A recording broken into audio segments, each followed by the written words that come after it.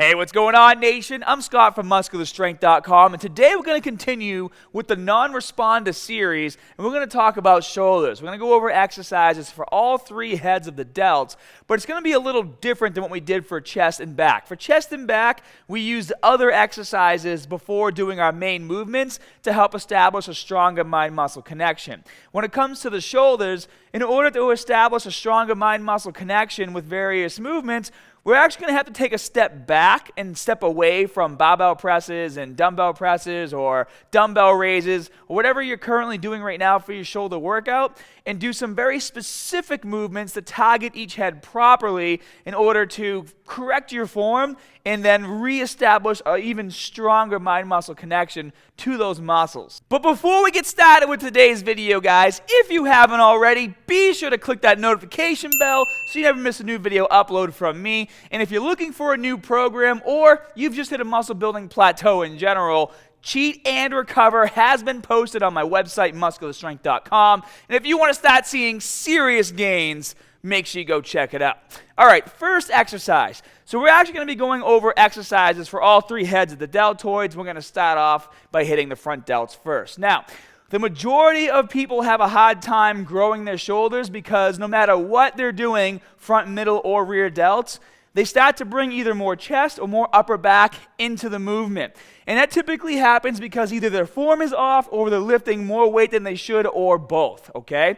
Now, when it comes to the front delts, what happens is most people try to lift too much weight, and they quickly realize that when their shoulders are protracted like this, they're not able to lift as much comfortably. So they tend to bring them back like this and then lift the weight. Now, yes, you're able to lift a bit more weight, but as soon as you go from here to here, you start bringing more upper chest into that movement, which is why you're able to lift a bit more weight.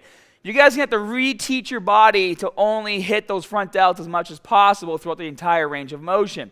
Now, I'm going to show you this with a resistance band, but you can go over here and do it on a cable machine as well. Just follow the same range of motion I'm about to show you. So what I want you to do, if you're using a resistance band, is you're going to stand on it on the ground like this. And instead of retracting your shoulder blades, I want you to stand neutral and then bring it forward slightly. And then once you bring it forward slightly like this, you're going to grab the resistance band so there's tension at the bottom of the movement. And then from here, you're going to lift it up and go as high as you can over your head. Now, what's good about the resistance band is that you're going to keep tension on the front delt at the top of the movement, and as long as there's not a lot of slack, you also have a bit of tension at the bottom as well. When you guys use dumbbells for this, or even a barbell, which is okay to do, obviously what happens is as soon as you pass here, you tend to start to lose tension because you go from lifting to weight to literally just holding it above your head. With the resistance band, you start at the bottom, go all the way to the top, and then bring it back down, and you control this motion throughout the entire range of motion. And you guys are going to do basically your normal workout, so 8 to 10 reps, 3 to 4 sets per exercise, but you're going to do it focusing on using the resistance band. Stop using dumbbells, stop using a barbell, and reteach your body how to activate those muscles. Again, shoulders slightly protracted forward, don't bring it back like this, and you're going to complete all your repetitions by going all the way up and all the way down. So moving right along, guys, we're going to talk about the middle delts. And the reason why a lot of us have a hard time engaging the middle delts is for two reasons. The first reason is obvious, using weight that's way too heavy. The second reason is we're, once again, retracting our shoulder blades. If you're retracting your shoulder blades like this and then using weights that are way too heavy, your range of motion starts to look like that.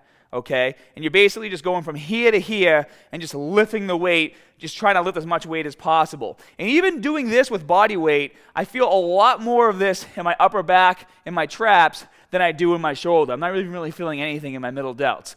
The way you have to do the exercise and the way you're going to do this now for the next couple weeks is I want you to come over here to a cable machine. And the reason why I'm going to have you guys use a cable machine is for a couple different reasons. Number one, when you grab this handle and you step away from the machine, the weight is suspended the entire time. What that means, you have constant tension throughout the entire range of motion. Now, I want you to have the cable through your legs like this, and then I want you to kind of lean to the side.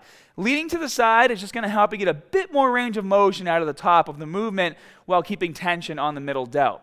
Now, the other thing you guys can do which I recommend, is instead of keeping your arm straight like this, slightly turn your hand over forward. But the most important thing you have to keep in mind when doing this movement to really hit those middle delts is instead of doing what I just showed you, where you just kind of lift the weight like that, what you want to feel like is that you're pulling the weight away from your body. And you can see the difference. Slight bend in elbow, wrist over forward like this slightly, but I'm pulling the weight away from my body versus lifting it in the air like this. And it's going to make a huge difference, and I guarantee you're going to have to drop that weight quite a bit in order to do it. So proper range of motion, guys.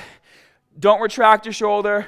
Don't roll it forward too much. I like to keep mine neutral or slightly protracted, and then from this position, I'm going to lift the weight away from my body as high as I can, return it back to the starting position, control the entire negative, and then come back up and repeat for reps. And again, doing 8 to 10 repetitions, and this is going to be your normal working set, and I typically do 3 to 4 working sets per exercise. So make sure you do both arms, but again, don't retract the shoulders, don't lift it like this, lift it out and away as much as you can.